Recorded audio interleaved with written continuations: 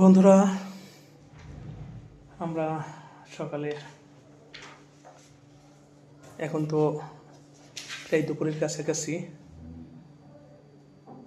সকাল থেকে মিটিং, এরপরে এখন কাজে আমরা জাস্ট প্রযুক্তির সহায়তা নেওয়া। কম্পিউটারটা একটু ডিস্টার্ব দিচ্ছিল, তাই আমার